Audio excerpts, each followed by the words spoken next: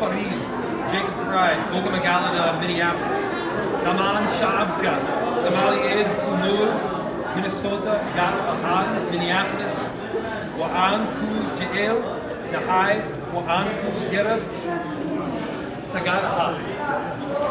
To our Somali people living here in Minneapolis and Minnesota. We love you. We stand with you. For decades now, you have made our city and our state a better place. We understand the great contributions that you have made to the state of Minnesota and the city of Minneapolis.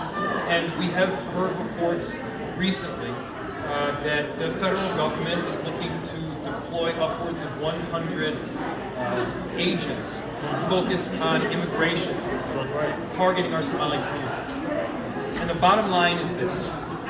We stand firm and rock solid with the Somali people here in Minneapolis. We stand against hate and we stand up for love. Thank you. We know the wonderful contributions that you have made to this city.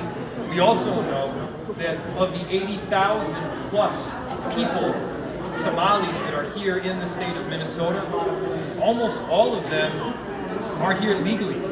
Almost all of them are citizens.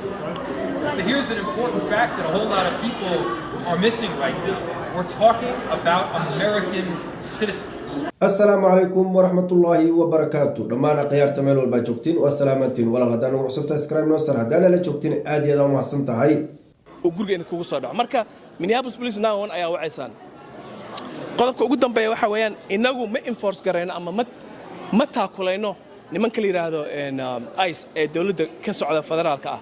سو أشيف كأشياء هدي أي عوامات وبهذان أو عوامات أي بتقنا أي قد بأسوق جاري كم تشوي كرنا وإلا معنا ويان Somaali baa waxay ku maamaaday abaal nin kale waa la arkaa laakiinse nin guday waa uu yar yahay ninkan aad u jeedaan waxa uu u abaal gudayaa maanta oo uu buur kala baxaya Soomaalidii waxa uu garab u muujinayaa Soomaalidii ayaa wanted ka noqday dalka Mareykanka oo gabi ahaanba siyaasi iyo boolis iyo shacab iyo cadaan iyo carabi iyo ajaba ay farta ku fiiqayaan balaaga American baa eriyanaya Arabtii baa eriyanaysa siyaasiyiintii baa eriyanaya madaxweynihii baa eriyanaya Soomaalidii haddaba Jacob Frey oo udub dhaxaad ay u ahaayeen doorashadiisii in uu soo baxo dad Soomaaliyeed oo garab istaaga ayaa maanta u soo celinaya Soomaalida abaalkii ay ku lahaayeen waxa uu yimid moolasha Soomaalidu ay Minneapolis ku leeyihiin waxa uu sheegayaa Donald Trump inuu ku xadgudbayo gabi ahaanba Soomaaliduna udub dhaxaad ay ka yihiin dhisaynka dalkan Mareykanka iyo waliba magaaladan Minneapolis waxa uu sheegayaa inay Soomaalidu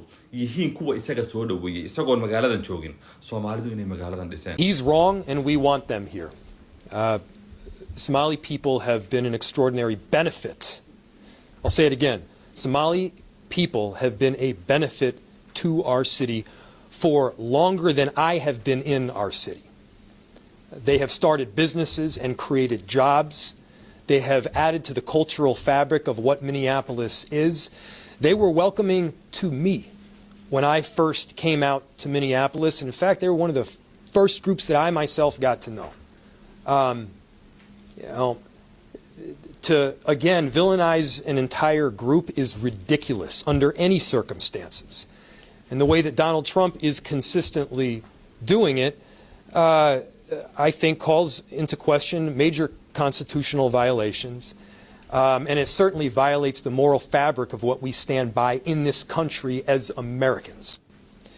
abaal nin gala waa la arkaa laakiinse nin gudaha sida lagu arkay way adag tahay dadka yar ee abaalka gudaha ayuu ninkani ku jiraa boolis intuu soo kaxaystay buu Soomaalida moolkeedii dhax keensaday isagoo oo leh waxaan idinka difaacaya oo idinka ilaalinaya aysta marka waxaan u maraynayaa Jarmalku waxa uu leeyahay wax la yiraahdo Bundespolizei iyo Landespolizei Bundespolizei waa kuwa airportada jooga waa kuwa dadka tarxiila waa kuwa meelaha tareemada laga raaciyo meelahaas oo dhan jooga marka aysta waxaan u maraynayaa waa kuwa ka sareeya booliska sheriifka caadiga ah marka kama warhayo isagu saafilayo oo waa heer federaal weeyaan aysku marka si aan hoostiisa loogala bixin Soomaalida moolashii intuu yimiday ayuu difaacaya dadkii Soomaalida ahayd waxa uu leeyahay ana maanta laabta idin garaacanaya ninkan waxaan u maranayaa yaraantiisa hadda isku galaas ahaayeen ama dad soo wada koreen ama dad saaxiib ahaayeen oo Soomaaliya baa jira sababtaas oo Soomaalida jacaylka saa ugu faraha badan uu ku qaaday sidoo kale maalinka dhawood waa kii Soomaalidu ay sida aadka u garab istaageen abaal weyn oo Soomaalida ugu haya ayuu maanta u gudaya halka Ilhaan Umar oo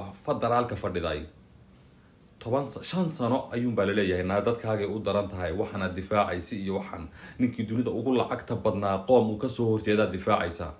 Donald Trump oo madaxweynihii dalka Mareykanka siyaasadu kasoo horjeedo iyo ideology uu kasoo horjeedaad wadataa war istaji war dadkii Congress-ka kugula jiray waa iswada gaabinayaan isgaabi laleeyahay uma joojinaysa iyadu waxba kama gelin Soomaaliga la tarxiinayo Soomaaliga la dhibaataynayo dhibaatada Soomaali iyada daraadeed usoo gaarayso wax ka gala ma jirto iyadu siyaasad Amaan Shabka, Somaliyeed ku nool Minnesota, gaar ahaan Minneapolis, waan ku jecelahay, waan ku garab taaganahay.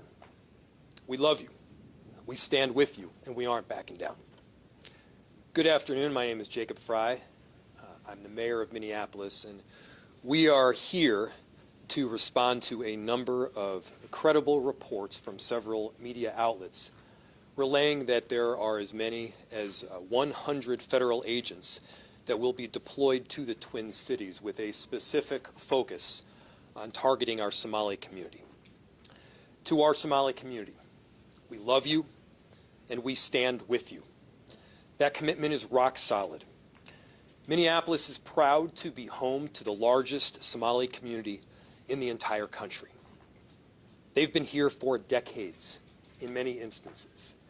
They're entrepreneurs and fathers. They benefit both the culture and the economic resilience of our city. Targeting Somali people means that due process will be violated. Mistakes will be made. And let's be clear, it means that American citizens will be detained for no other reason than the fact that they look like they are Somali. That is not now and will never be a legitimate reason. For decades, the Somali community has added greatly to our city. The economic fabric, their hard work, their leadership, it has made Minneapolis a better place. We are not given advance notice or inside information about these kinds of operations. But here's what we can promise. We will not compromise our values here in Minneapolis. Our values and our commitment to the Somali community, to every community of immigrants and people in our city, is rock solid and will be unwavering. Our police, many of whom are Somali themselves, are trusted partners in keeping people safe.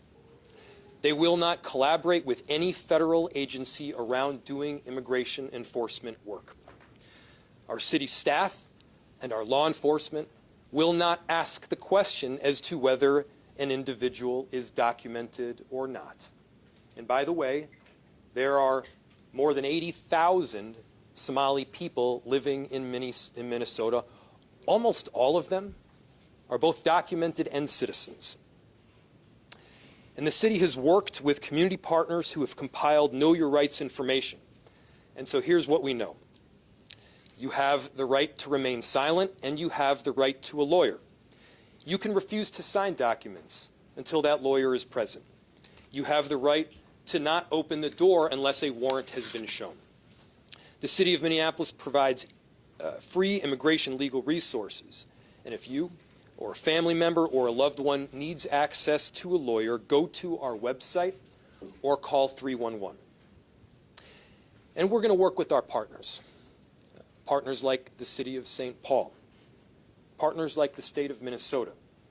To do everything to support our neighbors and to coordinate on any incident that happens.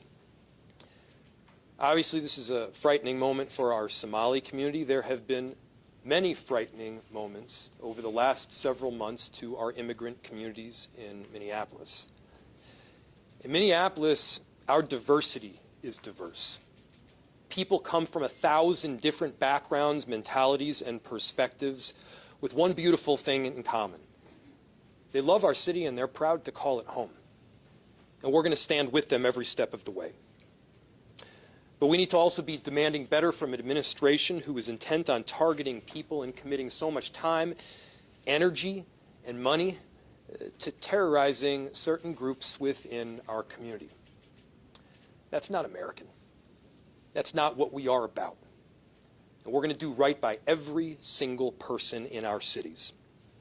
And so, to our Somali community, Daman Shabka, Somalied Kunul, Minnesota Garahan, Minneapolis, Waan Ku Janilahai, Waan Ku Gereb Taganahan.